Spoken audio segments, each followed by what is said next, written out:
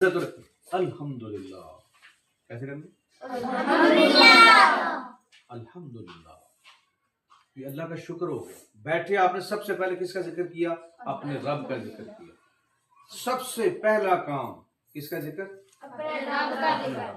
الحمدللہ اللہ تیرا شکر ہے. کیوں؟ تو نے کدھر مجھے بٹھایا ہے؟ میرے قدموں میں دنیا بیٹھی ہے. قدموں میں کیا کون بیٹھا ہے؟ دنیا. اللہ نے آپ کدھر بٹھایا ہے؟ بٹھایا. آپ کا اپنا باپ نیچے بیٹھا ہے. فیض الحسن صاحب بہت بڑے عالم دین ہیں. وہ کہہ رہے تھے میں نے جب پہلا جمعہ پڑھایا نا تو میری اماں جی نے میری آواز سن لی. مسجد کے ساتھ بھی ہمارا گھر تھا تو اماں جی برقع پہنتی تھی. برقع پہن کے آ کے نا سردی کے دن تک دروازہ کھولا ایک سائڈ سے اور کافی دیر مجھے کھڑے ہو کے دیکھتے رہی. میں بھی پڑھتا رہا. جب میں گھر میں آیا نا تو اماں جی کہتی ہیں کہ پتر میں رہ نہیں سکی. میں ویکن واسطے آ گئی تھا کہ میرا پتر ممبر تے بہ کے کہو جے لگ رہا ہے. یہ انداز ہے اپنے رب کی چاہت کے. وہ گھر میں بیٹھ کے بھی سن سکتی تھی. اسی طرح ہمارے کیپٹن سید محمد حسین شاہ صاحب تھے, ایجوکیشنل ریٹائر تھے, وہ ملٹری سے جمعہ پڑھاتے تھے. تو ان کے بابا 2-2.5 کلومیٹر دور سے چلتے تھے تو اپنے بیٹے کو ممبر پہ بیٹھا دیکھنے کے لیے آتے تھے کہ میرا بیٹا ممبر پہ بیٹھا کیسا لگا. یہ چاہت کی بات ہے نا, پرائرٹیز کی بات ہے. بعض لوگ کہتے ہیں میرا پتر ڈاکٹر بنے گا تو کیوں مجھے لگے گا. تو بچہ تو میری طرح کا ہونا چاہیے نا. میرے باپ نے مجھے ڈاکٹر بھی بنایا ہے اور عالم دین بھی بنایا. اس طرح ہونا چاہیے نا. چاہت ایسی ہونی چاہیے کہ دنیا بھی نمبر 1 اور دین بھی نمبر 1. جب آپ دین کے لیے بات کریں تو لوگوں کو پتا چلے کہ یہ نمبر 1 بندہ ہے, 2 نمبر نہیں ہے. اور جب آپ دنیا کی بات کریں تو PhD کوالیفائڈ بھی آپ سے پناہ مانگے کہ اس پر ڈسکس نہیں کرنی. بندہ نالجیبل ہے. سمجھ آ رہی؟ اور یہ کیسے ہوگا؟ کیسے ہوگا؟ یہ محنت سے ہوگا. انتھک محنت سے. رات کو میں 10 بجے آؤں تو آپ کیا کر رہے ہو؟ میں ایک دن رات کو 12:30 بجے ایک جگہ پہ گیا تھا. 12:30 بجے, 1:45 بجے سیالکوٹ شہر سے کوئی 10 کلومیٹر دور ایک جگہ پہ گیا تھا. قاری صاحب ساتھ میں تھے. ہم جیسے ہی اندر گھسے ہیں بچے قرآن پڑھ رہے تھے, ٹھنڈ پڑ گئی.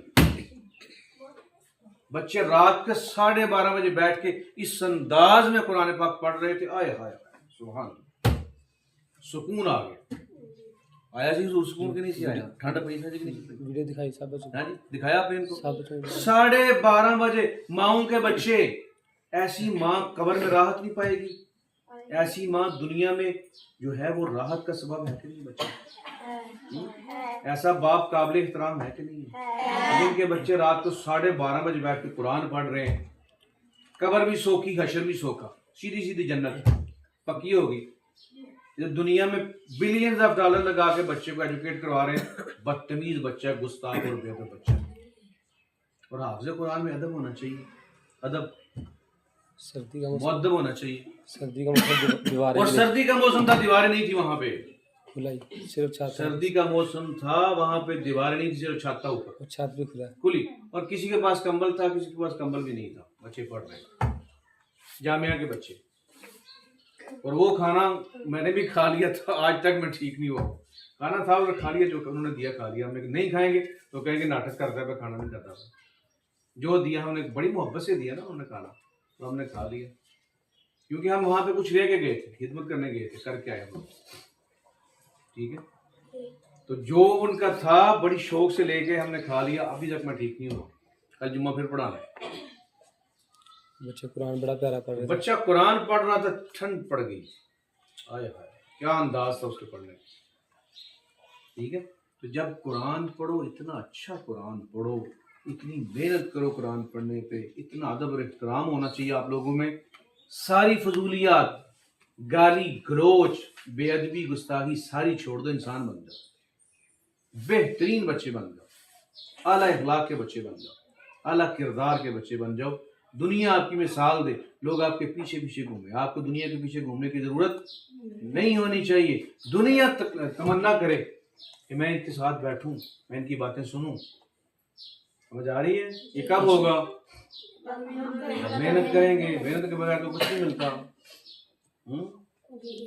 محنت کے بغیر اگر انجوائے کر کے آپ انجوائے کریں گے تو پھر کچھ نہیں ہوگا. اگر آپ کبھی دنیا حاصل کرنے کی کوشش کریں گے تو دنیا نہیں ملے گی، لیکن اگر دین حاصل کر دیں گے دنیا پیچھے پیچھے گھومے گی، آپ دنیا پیچھے پیچھے گھومے. میں ممبر پہ بعد میں بیٹھتا ہوں، لوگ مسجد فل پہلے ہو جاتی ہے. آپ میں سے دیکھا کسی نے؟ لوگ پہلے فل ہو جاتے ہیں. میں انتظار کر رہے تھے کب آئیں گے تو صاحب. یہ کیوں ہوا ہے؟ یہ اللہ کا کرم ہے اور ساتھ میں محنت ہے نا. اگر آپ محنت نہیں کریں گے تو کچھ بھی نہیں. اس انداز سے محنت کرنی ہے کہ بھئی اب ہم اللہ والے ہو گئے ہیں، اب اللہ کو نہیں چھوڑنا، قرآن کو چھوڑنا، اللہ کو چھوڑنا، اب نہیں چھوڑنا دامن قرآن کا. جس نے قرآن کا دامن چھوڑا اللہ نے ذلیل کر دیا اس کو، اور جس نے قرآن کا دامن تھام لیا اللہ نے اس کو دنیا بھی دے دی ہے، دین بھی دے دیا ہے، عزت بھی دے دی ہے، شہرت بھی دے دی ہے، مال بھی دے دیا. سمجھ آ رہی؟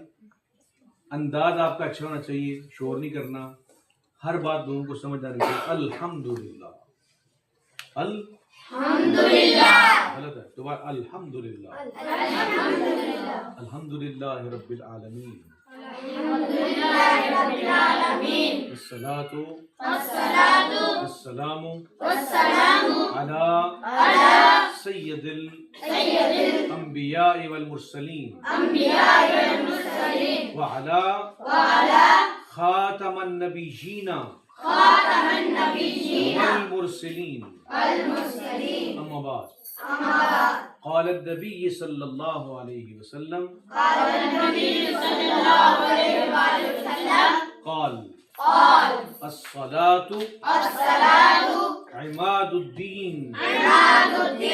نبی کریم صلی اللہ علیہ وسلم نے فرمایا نماز دین کا ستون ہے. نماز دین کا ستون ہے. The Prophet said that Salah, prayer is pillar of Islam. Pillar of Islam. نبی کریم صلی اللہ علیہ وسلم نے فرمایا نماز دین کا ستون ہے. جس نے نماز قائم کی اس نے دین کو قائم کیا. جس نے نماز نہیں پڑھی اس نے دین کی عمارت کو گرانے کی کوشش کی. بے نمازی کل روز قیامت اللہ کے دشمنوں کی صف میں ہوگا. ہم میں سے کوئی پسند کرتا ہے کہ وہ نمرود کے ساتھ ہو،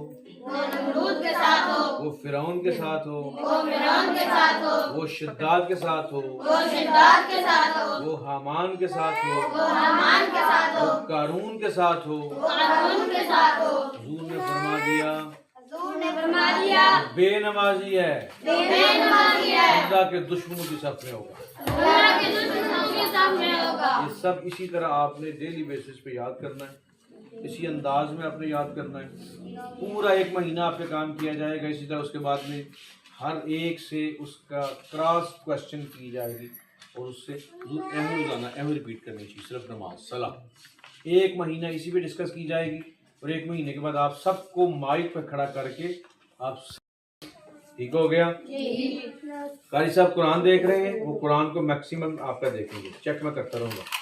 یہ میں خود دیکھوں گا آپ کا 1 مہینے میں آپ اتنے قابل ہو جائیں سارے کے سارے کہ نماز میں کھڑے ہو کے لیکچر دے سکیں. نماز کیا ہے، نماز کے لیے حکم کیا ہے، قرآن کیا کہتا ہے. ٹھیک ہے 1 مہینے میں آپ سارے کے سارے اچھے انداز میں لیکچر دینے والے ڈلیور کرنے والے بن گئے. ٹھیک ہو گیا. جو سامان آ گیا سامان اپنا ٹیک اوور کرو.